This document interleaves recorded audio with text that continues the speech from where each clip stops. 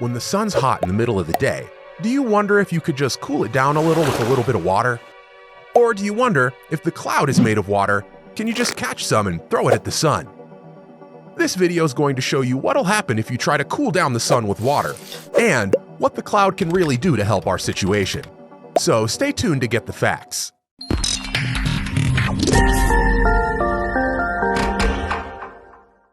First, let's talk about clouds. So we all know that the cloud is made up of water, but is that really it? The cloud's made up of air and millions of tiny water droplets, which form when water condenses around a seed particle. Seed particles can be anything from nitric acid to vapors released by trees, but they are generally very tiny. The cloud looks light and fluffy, but don't be deceived by the looks, as they're surprisingly very heavy. So, when you're flying in an airplane, what you see there is really heavy. As a matter of fact, a scientist called Margaret Lamone estimated it to be around 550 tons of water in the average cumulus cloud. That's approximately the weight of 100 elephants suspended above your head. But you may wonder, why then does the cloud not fall on us? Well, first, it's because the droplets are so small that they don't fall very fast. The droplets are about 1,000,000 times smaller than a raindrop. Also, heat convection helps keep the drops aloft. As warm air and warm water droplets arise, it becomes more buoyant than the cold air and cold water beneath them, like a layer of foam on top of a latte. This is why the clouds don't fall off until condensation occurs, in which case it falls as rain. In this case, the water droplets aggregate to form bigger drops, the raindrops. Now, can you extinguish the sun with water? Or can the clouds extinguish the sun? First of all, the second part's not possible because of the distance between the atmosphere and the sun.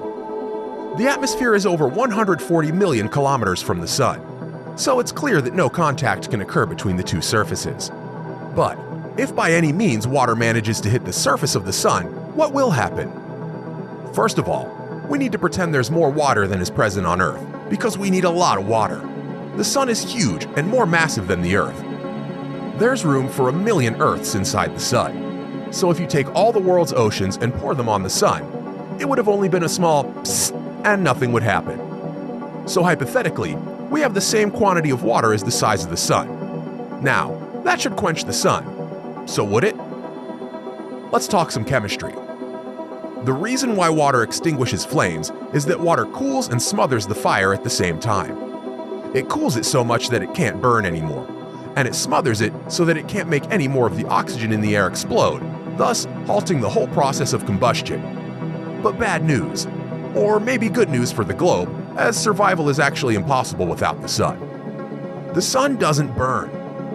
The sun is heated by means of nuclear reactions, so there's enormous pressure inside the sun. Its weight is 300,000 times as much as the Earth's. The whole heavy sun drives and pushes down and squeezes in on the core. Then, there's enormous pressure, and when there's such great pressure, you get nuclear reactions. That is, you have hydrogen that's pressed together with other hydrogen and turns into helium.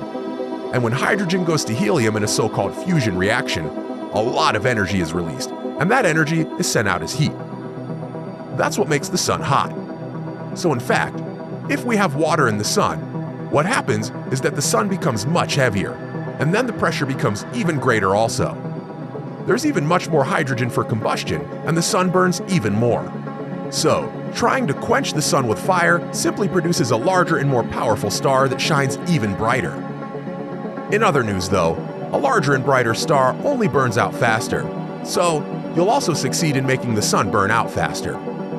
So with water on the sun, you make it brighter and more powerful, but also, you make it have a shorter lifespan. Hypothetically, if this happened though, the Earth would never survive the scourge of the brighter star, and by the time the sun will burn out, there'd be nothing left of the Earth.